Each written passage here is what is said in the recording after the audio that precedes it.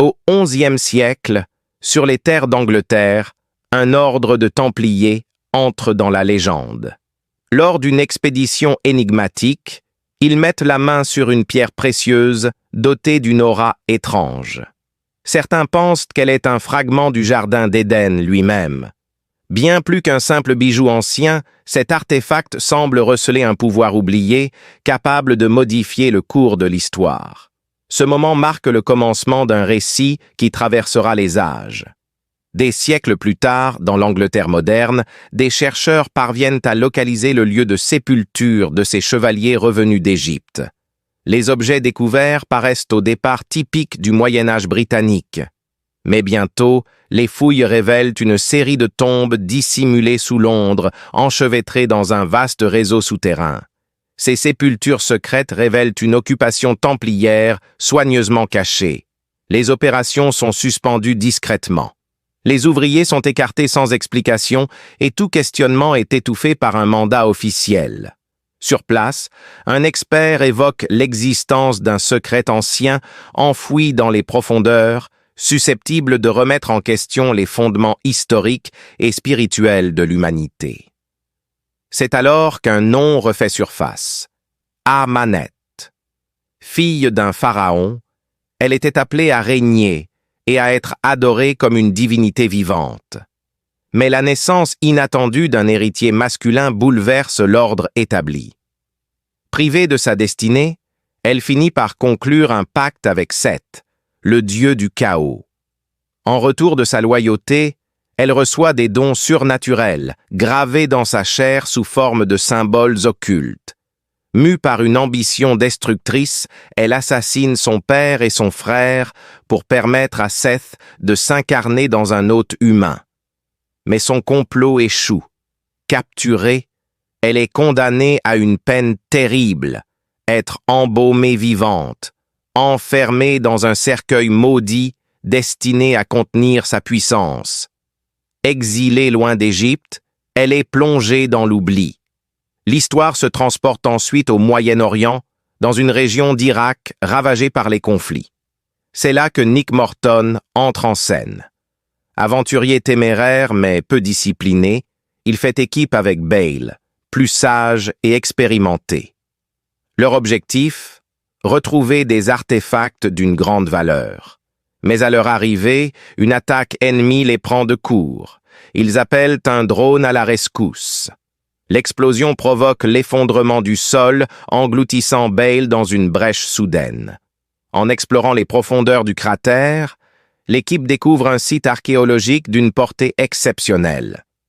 Le colonel Greenway intervient et blâme Nick pour l'incident. Ce dernier tente de défendre Bale, qu'il présente comme un héros tombé au combat, mais ses paroles ne suffisent pas à convaincre. C'est alors que surgit Jenny Halsey, une archéologue brillante et intransigeante. Elle accuse Nick d'avoir volé un plan qu'elle avait mis des années à élaborer. Il nie. Mais lorsqu'elle met la main sur un fragment de sphinx, la découverte prend une autre dimension. Elle ordonne la sécurisation immédiate du site. Greenway s'exécute. Jenny impose que Nick l'accompagne pour explorer le lieu. Bale est toujours présent. Dans la crypte, ils découvrent une immense salle couverte de symboles antiques, marquée par l'œil d'Horus, emblème de la protection divine. Jenny comprend qu'il ne s'agit pas d'une tombe, mais d'une geôle sacrée. Des gouttes de mercure s'écoulent du plafond, un système rituel inconnu. Nick et Bale, attirés par les trésors, tentent de s'en emparer. Jenny les arrête. Un seul faux pas pourrait réveiller ce qui dort ici. Mais il est trop tard. Un mécanisme s'active. Un grand sarcophage émerge lentement, noyé dans le mercure. Nick est submergé par des visions. Amenet apparaît. Elle n'a jamais quitté ce monde. Le cercueil est transporté par hélicoptère, puis embarqué à bord d'un avion militaire C-130. En vol, tout dérape.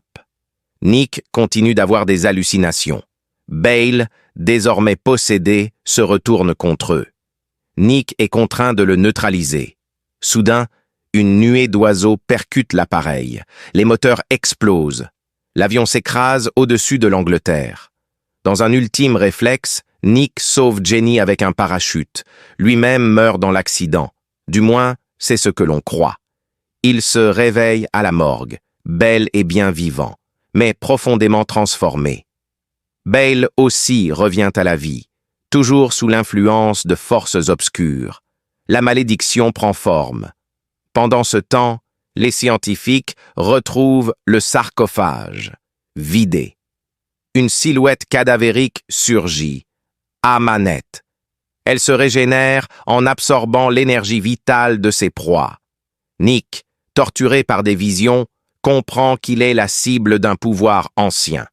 Jenny révèle qu'Amanet cherchait jadis à invoquer Seth grâce à une dague sacrée, dont les Templiers avaient éparpillé les fragments. L'un de ces morceaux vient d'être retrouvé. Elle fait appel à Prodigium, une organisation secrète dirigée par Henry Jekyll, spécialiste des phénomènes occultes. Jekyll explique que la malédiction pourrait faire de Nick l'enveloppe charnelle de Seth. Dans le laboratoire, Amanet est maintenue captive, submergée dans le mercure, mais Jekyll cache une autre facette. Il est aussi Mr. Hyde, un être violent qu'il tente de contrôler grâce à un sérum. Lors d'une crise, Hyde refait surface. Un affrontement éclate. Nick réussit à l'arrêter de justesse. De son côté, Amanet manipule des insectes pour se libérer. Elle récupère la pierre rouge, élément essentiel pour parachever la dague de Seth. Une immense tempête ensable Londres. Nick et Jenny fuient, poursuivis par des créatures mortes vivantes. Ils trouvent refuge dans les souterrains. Amanet les retrouve. Elle possède désormais la dague complète. Nick et Jenny sont capturés. Jenny se noie sous ses yeux. Brisé, Nick fait un choix désespéré.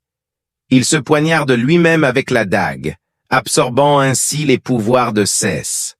Ses yeux deviennent inhumains.